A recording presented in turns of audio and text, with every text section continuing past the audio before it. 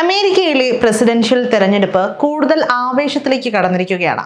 പദവിയിലേക്കുള്ള മത്സരത്തിൽ വെല്ലുവിളികളും വാദങ്ങളും തുടരുന്നു.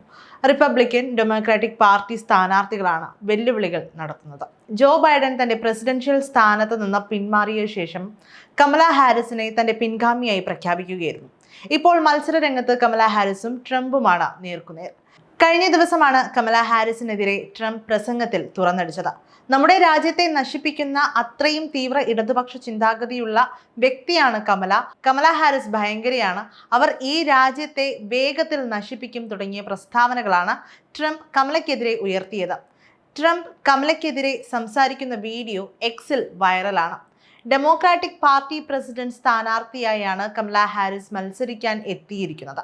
തീവ്ര ഇടതുപക്ഷ ഭ്രമമാണെന്നും അവർ ഭരിക്കാൻ യോഗ്യയല്ലെന്നും ട്രംപ് ആ വീഡിയോയിൽ പറയുന്നുണ്ട്. കമല ഹാരിസിന്റെ സ്ഥാനാർത്ഥി നിർണയം പ്രഖ്യാപിച്ചതിന് ശേഷം നടന്ന ട്രംപിന്റെ ആദ്യത്തെ പ്രസംഗത്തിലാണ് അദ്ദേഹം ആഞ്ഞടിച്ചത്. റിപ്പബ്ലിക്കൻ പാർട്ടി സംഘടിപ്പിച്ച റാലിയിൽ സംസാരിക്കുകയായിരുന്നു ട്രംപ്. എതിരാളിക്കെതിരെ രൂക്ഷ ആക്രമണം നടത്തുന്നതിൽ എപ്പോഴും ട്രംപ് മിടുക്കനാണ്. അത് ഒരിക്കൽ കൂടി തെളിയിച്ചിരിക്കുകയാണ് ട്രംപ് ഇപ്പോൾ. രാജ്യത്തെയും പാർട്ടിയെയും ഒന്നിപ്പിക്കാൻ വേണ്ടിയാണ് താൻ സ്ഥാനാർത്ഥി മത്സരത്തിൽ നിന്നും പിന്മാറുന്നതെന്ന് US പ്രസിഡന്റ് ജോ ബൈഡൻ കഴിഞ്ഞ ദിവസം വ്യക്തമാക്കിയിരുന്നു. US ഓവൽ ഓഫീസിൽ നടത്തിയ ടെലിവിഷൻ സന്ദേശത്തിലൂടെയായിരുന്നു അദ്ദേഹം ഇക്കാര്യം പറഞ്ഞത്. പുതിയ തലമുറയ്ക്ക് താൻ ദീപം കൈമാറുന്നു എന്ന് പറഞ്ഞാണ് അദ്ദേഹം ഇത്തരത്തിലൊരു പ്രഖ്യാപനം നടത്തിയത്. നമ്മുടെ രാജ്യത്തെ ഒന്നിപ്പിക്കാനുള്ള ഏറ്റവും നല്ലൊരു മാർഗം തിരഞ്ഞെടുത്താണ് താൻ ഈ സ്ഥാനത്ത് നിന്നും മാറുന്നതെന്ന് അദ്ദേഹം വ്യക്തമാക്കി.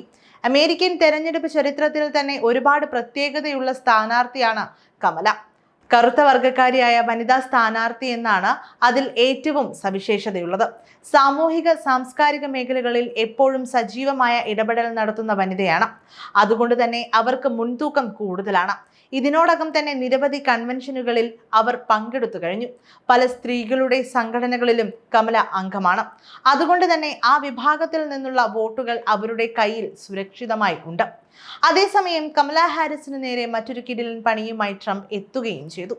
US പ്രസിഡന്റ് സ്ഥാനാർത്ഥി എന്ന നിലയിൽ ജോ ബൈഡന്റെ പ്രചാരണ ഫണ്ടിൽ ലഭിച്ച തുകയിലാണ് ട്രംപ് പക്ഷം കുരുക്കിട്ടിരിക്കുന്നത്.